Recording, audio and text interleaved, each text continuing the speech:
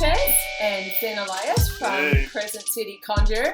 And as promised, I said I'd get the best of the best in to teach you guys how to actually prepare some hoodoo style money type of workings. Yes. Yeah. So this is why I got the Rolls Royce of hoodoo with me right now for Money Month.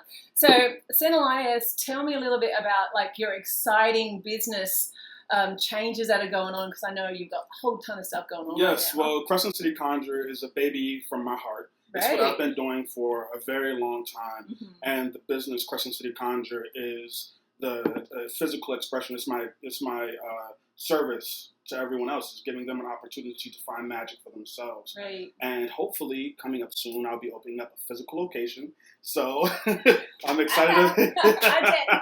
I'm excited about that. Yeah.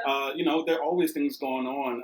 Hex Fest is coming up in August. That's less than a month away. So Hex Fest is where is that? Well, of course, we're in New Orleans. It's going to be in St. Anne College. Cottage. Yeah, Cottage here in New Orleans. Yes. Yeah. And we're going to start off with a riverboat. Really? Opening. So we're going to be on a riverboat. We're going to be giving blessings, and I'll be vending, and I'll be doing a class on spirit walking there. Oh my gosh, how exciting! Yeah. So if you're not in New Orleans, I don't know if it's too late to get tickets, is it? I think they may have 2 left, but you can pre-book for next year. Oh, okay. So yeah, if you're into like hoodoo or conjure, actually conjure is the more formal word on this. So, and we're going to get into explaining a little bit more about all of this in other videos. But, you've really got to make some time and come down to New Orleans, because it's really happening down here. Come to the South and get a real vibe and see the differences. And it's in the air, it's in the soil. Right. I mean, the history of this city alone. This city was burned to the ground once. It was flooded flooded to the ground once. Right. And so there are a lot of bones in this city, and sometimes they float up to the surface. Oh my gosh, how exciting. Yeah. That's me now. And if you're lucky, you can find some of the cemeteries that they don't lock at night. Oh, yeah. So, that's exciting. Yeah, it is exciting. We're going to have to do some videos on that then. Let's get down there and do some videos.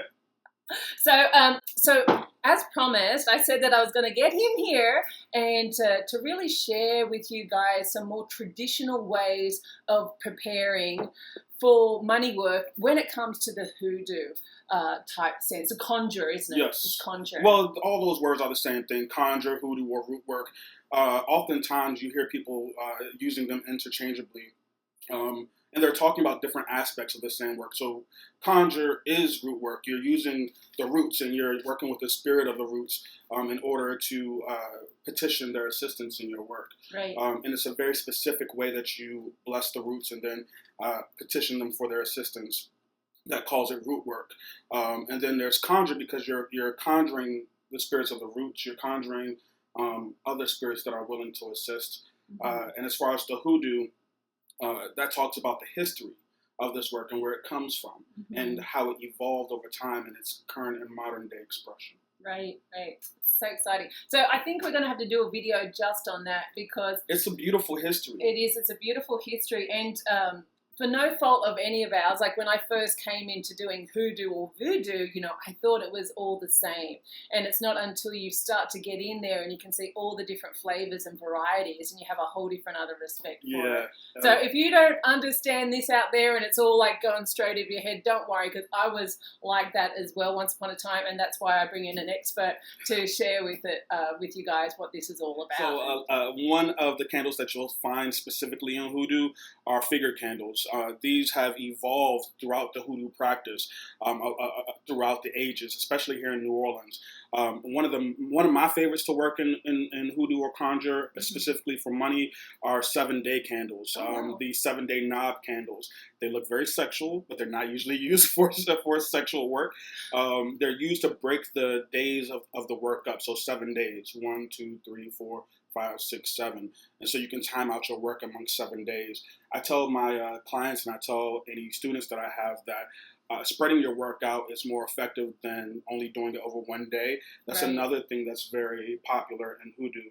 I believe it's because you're petitioning the spirits, and your work goes deeper and deeper and treads further and further into spirit over the space of days that you work.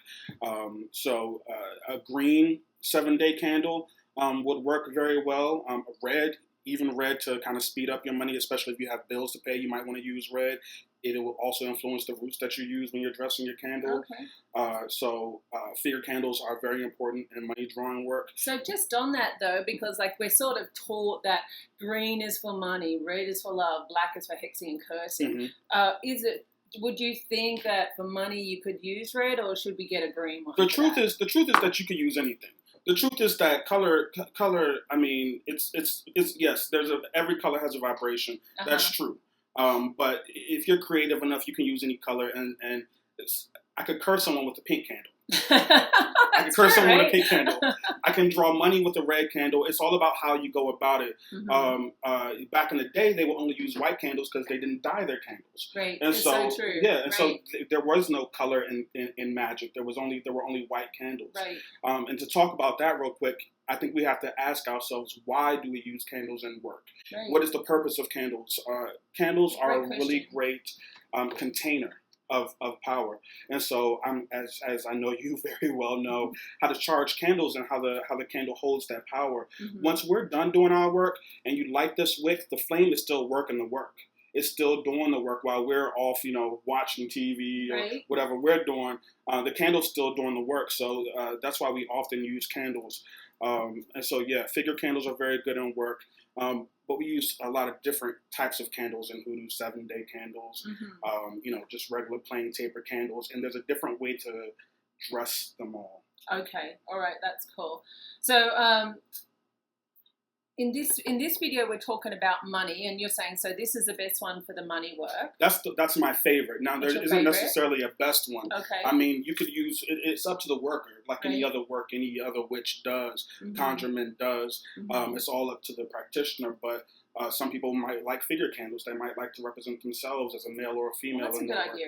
Yeah. I like 7 days there's something about the knobs that rings true for prosperity to me. Okay.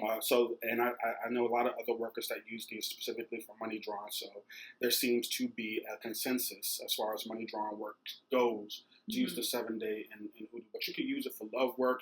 You could use a 7-day for any type of work. Okay. And just a question on this type of candle, because I know we're going to get lots of questions about this. If I don't jump in now, I'm going to forget it myself. Do you blow it out with each knob that goes down? So would you meditate on it and then blow it out after your meditation session? Well, yeah, you would usually redo it the next day, or you leave it burning for 7 days. No, it couldn't even last for 7 days. Right. Only a 7-day candle could do that because it's enclosed in the glass. Right. So yeah, you would blow it out. You would wait until one knob is done, and so you would light it. You would say your prayers, usually Psalms, if you're going to use the Bible in your work. What I like to do is petition my spirits, my ancestors, or the saints that I'm working with. Right. Saint Expedite is really great in money drawing work, and I would just let it burn down for a knob. If I have a ritual room, I do a lot of my work in my room that's specifically for my work. I would stay in there until my first knob is burned down, and then I would blow it out. And then I would start the work again the next day. Same petitions, just same energy going into the work. Right. And just before we begun this video, actually, you've got an app on your phone that calls out the planetary hours, right? Because you're also an Alexandrian witch, right? I am. So, so planetary hours actually means something for him too. And his phone calls out. What did it call out? We're in the hour of Jupiter, which is the planet that affects money work, right? It is. It's the planet of expansion. So it's great for drawing in prosperity and expanding those finances. Right. So you might want to consider that as well and do this burning in that planetary hour as well. Yeah. And I'm just so glad you explained that, because it is confusing. Like, I think in the other money video, I showed these candles, and we will get into these as well in other videos, but these type of candles are okay to leave burning, like over the 7 days. Yes. But to do this could be a little fire hazard, right? Yeah, it could be a fire hazard. You don't want to burn your house down. That's the opposite of money drawing work, is to burn your house down. Right, yeah. Just to be clear, I do want to be clear that as far as planetary hours go, that's not traditionally Hoodoo. So if you're talking to a Hoodoo practitioner, you don't want to say, oh, planetary hours are Hoodoo. They aren't. But if you are learned in these different practices, and if they assist in your work, then you'd be an idiot not to incorporate it. Right. That is a very good point, because sometimes some of us more experienced practitioners, we start to cross streams and try and pull in from different areas. But if you're really fresh, we both would recommend getting true to one form, to one art before you start crossing streams, because it is so deep, isn't it? And there's so many different rivers. It is. You don't want to disrespect any spirits that you might be working with. You don't want to confuse your own self. And then you're going to be talking to these people who are professionals, who are experts in their field. And you don't want to, pump your chest. Oh, I heard that, because you really got to know what tradition is which. Right. Yeah, very good point. Okay. So strike that what I said about planetary hours. No, you use them. If you know them, use them. If you know them, use them. Right. Now, if that's not how you work, then that's fine. But let me tell you, there's nothing traditional about, no tradition owns planetary hours. No tradition owns the type of power that resides on the earth based on what time we're in. And so if you are going to use the spirit of the root, you're going to wake up the spirit of the root, you're going to do this work, why not do it upstream? Why not do it in the same stream? Why not use the powers that are provided to you to your benefit? It just makes sense. Yeah.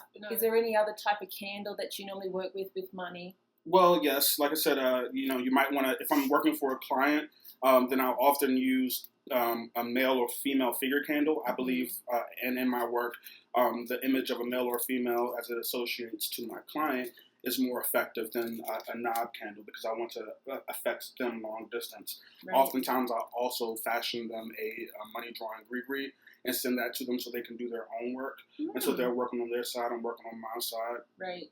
Taper candles, like I said, candles are good.